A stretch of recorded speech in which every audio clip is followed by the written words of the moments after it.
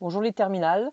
Alors, on reprend aujourd'hui les deux questions que je vous avais demandées, à savoir donc lire le texte d'André Breton, qui est un extrait de la préface du Cahier d'un retour au pays natal d'Aimé Césaire, dont on a étudié un extrait la fois dernière. Et donc, par rapport à ce texte, je vous avais demandé de retrouver ce que pouvaient apporter les poètes de la négritude. Et plus tard, nous verrons la double page qui présentait donc l'artiste Jean-Michel Basquiat. Et la question était la suivante: en quoi pouvait-on dire que Jean-Michel Basquiat est un artiste donc de la négritude? Alors, je sais que c'était un texte qui n'était pas très très simple, mais il y a un certain nombre de choses que vous auriez pu quand même trouver. Alors, certains d'entre vous ont essayé juste de me refaire une nouvelle définition, enfin de me redonner une définition de la négritude, mais c'est pas ce que j'attendais. J'attendais juste que vous extrayiez du texte des passages qui montrent ce que les artistes de la négritude apportent à la littérature française. Pardon. Alors on a un petit contexte historique qu'il faudra mettre en place. 1947, on en reparle juste après. Je vais vous lire le texte. Et voilà. Donc, défiant à lui seul, une époque où l'on croit assister à l'abdication générale de l'esprit, où rien ne semble plus se créer qu'à dessein de parfaire le triomphe de la mort, où l'art même menace de se figer dans d'anciennes données, le premier souffle nouveau, revivifiant, apte à redonner toute confiance, est l'apport d'un noir.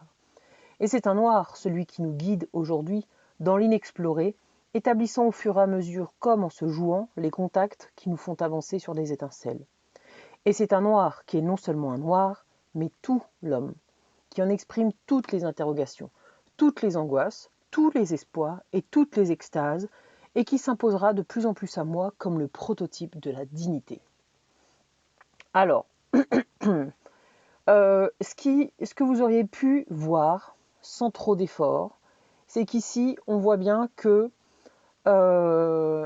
vers la fin, à partir de la moitié du texte, à partir de Et c'est un noir, qui est non seulement un noir mais tout l'homme, on peut voir que les écrivains ou les artistes de la négritude représentent non seulement leur peuple, enfin leur aspect en tant que noir, mais finalement pas seulement, c'est aussi, ils apportent aussi des choses en rapport avec l'humanité entière. D'accord?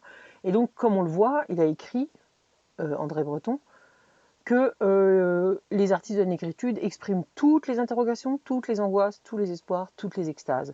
Donc, ce qui est important et ce qui est important et ce qui est à retenir, c'est que c'est pas parce que les écrivains sont noirs de peau qu'ils sont différents. Ici, on a un véritable message en rapport avec l'humanité. Donc, les écrivains de la négritude apportent des messages qui vont toucher toute l'humanité. Ça, c'était quelque chose que vous pouviez trouver. Il parle aussi de prototype de la dignité à la fin. Donc, la dignité, c'est cette faculté d'inspirer le respect envers les autres. Et c'est une forme de sagesse, etc., qui montre que on est digne d'être respecté, etc. Donc, ça fait quand même écho à toute l'histoire en rapport avec le peuple noir, l'esclavage, etc.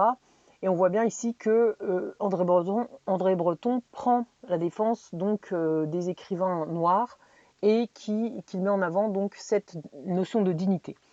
Ça, c'était pardon, ce que vous auriez pu normalement voir assez facilement. Alors ensuite, je vous le concède, le début du texte, il est des fois, il peut paraître un petit peu obscur. Je vous avoue que moi, j'ai dû le lire plusieurs fois, et il y a des parties que je n'avais pas comprises tout de suite et que j'ai fini par comprendre. Alors je vous rappelle qu'on est en 1947, on est 2 ans après la Seconde Guerre mondiale, et donc je pense que André Breton fait référence à tout ce qui s'est passé pendant la Seconde Guerre mondiale. Quand il dit « défiant à lui seul une époque où l'on croit assister à l'abdication générale de l'esprit », on fait référence à tout ce qui s'est passé au niveau du nazisme, au fait que les gens ont été embrigadés, etc. Donc au fait que certaines personnes n'ont pas forcément réfléchi à ce qui se passait et n'ont pas pris position dans le bon camp. Alors c'est mon interprétation, mais disons que je pense que ça se tient à peu près. Ensuite, on vous dit où rien ne semble plus se créer qu'à dessein de parfaire le triomphe de la mort. Donc, c'est-à-dire que on est dans une époque où les seules choses que l'on va créer, c'est dans le but de tuer le plus de monde possible.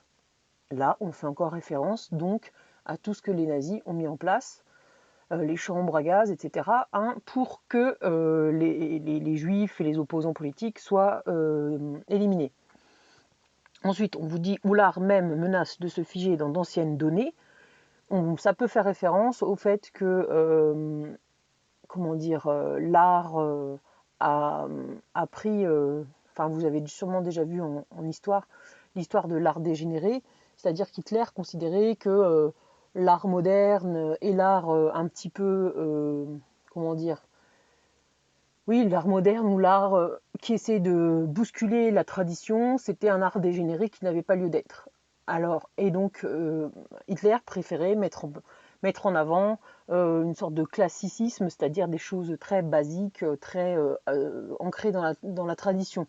Il aimait beaucoup, il aimait beaucoup le néoclassique ou le néoclassicisme, c'est-à-dire que on s'inspire donc de la Grèce antique avec tout ce qui est en rapport avec les temples, etc., les statues imposantes. Et si vous avez vu ça en histoire, ça fait vraiment écho à ça. Et donc face à tout ça, face à cette situation d'après-guerre, ou de tout ce qu'ils ont pu vivre pendant la guerre, André Breton nous informe que l'écrivain noir, ou le noir, apporte un souffle nouveau, revivifiant, apte à redonner toute confiance. C'est un grand message d'espoir quand même ici. La nouveauté, il y croit. Bon, après, André Breton, vous connaissez, c'est un artiste du mouvement du surréalisme qui bousculait déjà les codes après la Première Guerre mondiale, donc il y croit. Et donc ici, pour lui, le noir, c'est un nouvel espoir, sans mauvais jeu de mots, et donc en apportant un certain nombre de choses. Et pour terminer avec la phrase qui est vraiment au milieu, il nous dit « Et c'est un noir, celui qui nous guide aujourd'hui dans l'inexploré, établissement au fur et à mesure, comme en se jouant, les contacts qui nous font avancer sur des étincelles. » Alors c'est très imagé, cette phrase-là. Mais en tout cas, ce qu'on peut en dire, c'est que ici, le monde de l'imaginaire et de l'imagination est remis en avant. Et rappelez-vous, quand on a étudié le surréalisme avec ces nouvelles associations, cette poésie un peu décalée avec des images nouvelles, avec les tableaux de Dali par exemple, c'était une façon de proposer un nouveau monde, un monde de l'imaginaire qui pouvait garantir une forme de paix, et qui pouvait éventuellement essayer de combler les plaies ou les tristesses qui ont été et les traumatismes qui ont été vécus par les jeunes lors de la Première Guerre mondiale. Voilà. Donc, ce texte est un beau texte qui apporte une vision supplémentaire de ce qu'on a vu.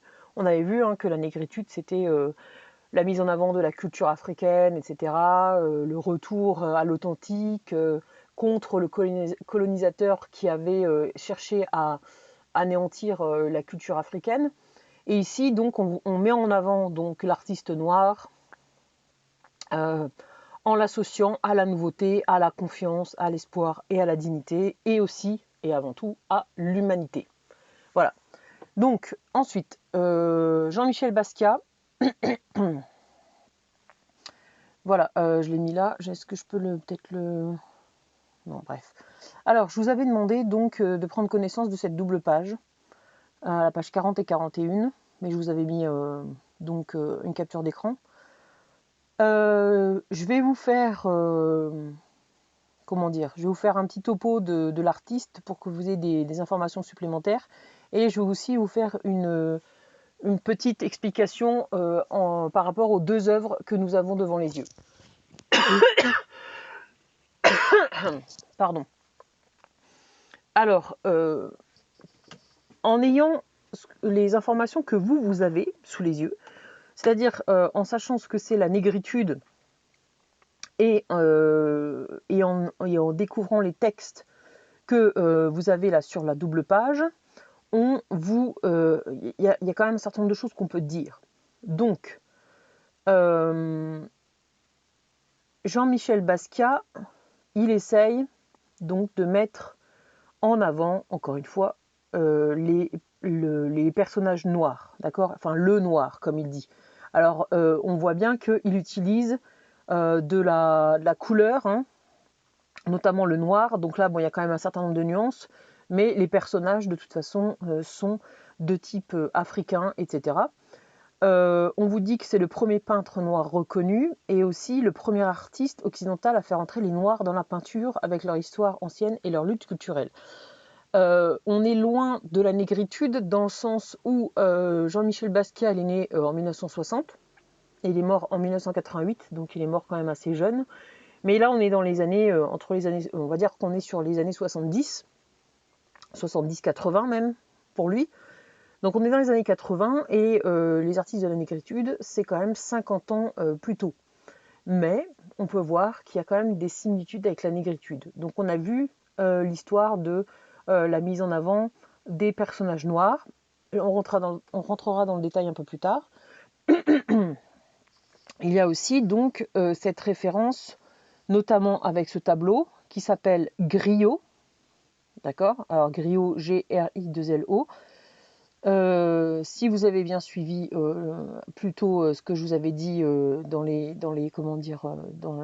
explications précédentes sur la poésie, un griot, c'est un conteur africain qui va permettre de transmettre la tradition, les histoires, etc., les mythes de certains pays d'Afrique. Voilà, et donc ici, rien que le titre de cette œuvre, eh bien, donc on a cette référence au griot, à cette tradition de l'oral qui permet donc de transmettre donc, les contes et légendes de l'Afrique. Alors, on vous dit que justement, voilà, enfin en fait on vous l'explique ici, hein, les griots en Afrique sont des conteurs et des musiciens qui occupent un rôle clé alors que l'écriture n'existe pas, ils sont la mémoire d'un peuple et transmettent son histoire oralement. Donc voilà, ici, les griots, ils sont évoqués aussi chez Léopold Sédar Senghor, donc on voit qu'il y a cette volonté de mettre en avant la tradition africaine dans sa globalité. Et quoi encore, une fois on est sur un artiste de la négritude, alors ici nous avons donc, alors ça s'appelle Detail of Maid from Olympia, donc c'est le détail de la servante d'Olympia, pardon, et je crois qu'on vous fait référence, on vous dit que... alors, est-ce que c'est écrit? Je sais plus. Oui, juste au début, en fait, hein, Basquiat zoome sur un détail de l'Olympia de Manet. Donc, je vais vous montrer qui c'est Olympia chez Manet. Enfin, qu'est-ce que c'est comme tableau? C'est ce tableau. Donc, où on a au centre de l'image, donc une femme blanche, nue, donc allongée, etc. C'est le sujet principal du tableau. Sauf que Basquiat, qu'est-ce qu'il veut faire? Il veut qu'on zoome sur cette personne, puisque à la base, ici, on voit mieux ici en fait. C'est une femme noire qui est dessinée sur un fond noir, donc, enfin un fond sombre, on va dire. Donc elle n'est pas très visible, mis à part qu'on voit quand même sa robe qui ressort sur le décor sombre. Et on peut voir que la femme blanche, elle est déjà au centre du tableau, mais également elle contraste avec le fond sombre du tableau. Et donc voilà, Basquiat, qu'est-ce qu'il a fait? Il a zoomé et après il a mis sa petite touche à lui, donc par rapport à son travail. Il a rajouté son style à lui. Vous observez bien que l'œuvre ici, elle est complètement différente du tableau de Manet. Manet, il va travailler sur une toile assez, qui est préparée proprement entre guillemets. Et ici, on voit que c'est un peu du matériel de recyclage, hein. On vous dit c'est un châssis de bois en croix, donc on voit bien les morceaux de bois qui dépassent. Bon, c'est quand même une toile en fait, hein. Et on a un mélange de peinture, c'est-à-dire acrylique, on vous dit pastel gras et papier collé sur toile. Donc il y a tout un mélange de techniques, de textures qui indique aussi une certaine forme de modernité. Alors, je le dis tout de suite, mais ça fera référence au reste aussi. Basquiat, il a une technique qui a l'air, enfin, il a un style de dessin qui a l'air un petit peu enfantin, mais c'est pourtant quelqu'un qui a étudié longuement l'anatomie humaine, puisque quand il était plus jeune, il a été renversé par une voiture, il a été longuement hospitalisé, et sa mère lui a offert donc des livres d'anatomie, notamment de Henry Gray, Gray's Anatomy. Alors je sais pas pourquoi ça me fait penser à la série, mais voilà, un livre d'anatomie américain et aussi les livres d'anatomie réalisés par Léonard de Vinci. Donc Basquiat, mine de rien, il a une très grande connaissance de l'anatomie humaine et après, ben, il l'a transformé donc pour créer son propre style. Donc ici, mise en avant donc de la servante, comment dire, de la servante du tableau Olympia. Voilà. Et ensuite, on va s'attaquer à cette œuvre-là. Pardon. Je vais vous montrer des images un peu plus nettes. Alors, on a celle-ci déjà. Alors là, vous voyez l'œuvre donc mise en scène actuellement. Alors, je ne sais pas s'il y a encore, mais elle était à Paris à un moment donné. Et donc, on peut remarquer, on vous l'a dit dans le texte, mais des fois, c'est mieux avec comment dire, avec d'autres images, on peut se rendre compte de plusieurs choses. Vous voyez que sur le côté droit, sur le montant blanc là, entre la première et la deuxième partie, et au-dessus du premier personnage, on a donc des morceaux de bois avec des clous. Donc là, comme on vous le dit dans le texte, c'est une référence à des traditions du Congo. Que les sorciers, donc c'est les sorciers qui utilisaient notamment, alors ici c'est pas le cas, mais ils utilisaient des statues en, en bois et sur lesquelles ils plantaient des clous pour invoquer des esprits, éventuellement jeter des sorts ou au moins guérir les gens. Alors ici on voit qu'il y a bien les deux personnages africains. Je vous montre aussi l'autre image que j'avais trouvée, je trouvais ça bien parce que vous voyez que c'est une œuvre qui est en dimension, en fait, en 3 dimensions, entre guillemets, puisqu'on a les panneaux 2 et 4 qui sont avancés. Et puis on voit bien donc ensuite les montants avec les clous. Alors, je sais très bien que ça peut ne pas plaire, hein, et puis on voit bien que les personnages font un petit peu peur, hein, mais ça c'est un parti pris de l'artiste, hein, c'est lui qui a décidé de représenter les gens comme ça. Ce qu'on peut noter, c'est que on a clairement une influence du street art, c'est-à-dire ici hein, la couronne graffitée, hein, c'est en référence à une formation de Basquiat. Basquiat, en fait, il a appris à faire des graffitis. Alors, ce que je vous ai pas dit aussi, donc vous savez qu'il est mort assez jeune, qu'il a eu un accident de voiture. Sa mère, elle est new-yorkaise, donc elle est américaine, mais elle est d'origine portoricaine. Hein. Donc Porto Rico, c'est une île qui se trouve en Amérique centrale. Hein. Il y a beaucoup de portoricains qui ont cherché à faire fortune aux États-Unis, enfin à faire fortune, en tout cas à réussir leur vie aux États-Unis. Donc il est et Porto Rico, donc c'est surtout un héritage hispanique. Donc il est d'origine américano-espagnole ou latino-américaine de par sa mère. Et son père, en fait, il vient d'Haïti, donc c'est pareil, c'est aussi une île qui se trouve en Amérique centrale. Et donc, Haïti, c'est une île qui a été, comment dire, sous contrôle français pendant un temps et qui est peuplée par des gens qui sont d'origine quand même africaine. Donc là, il a une double, voire triple culture, puisque en plus il parlait anglais, espagnol et français. Donc on voit bien qu'il est dans une culture multiple. Mais ici, ce qu'on voit ressortir le plus, c'est le mélange entre la culture américaine et la culture africaine. Hein, vous voyez que sur le deuxième panneau, on a une sorte de gratte-ciel qui est dessiné. On a dit encore donc la référence au graffiti. Et puis on a des couleurs qui sont très très vives. Il y a très peu de mélange, bon, mis à part le bleu-vert et le jaune-vert ici. On a quand même du rouge, on a des couleurs, bon après il y a évidemment le brun, mais on a des couleurs qui sont très tranchées et voilà.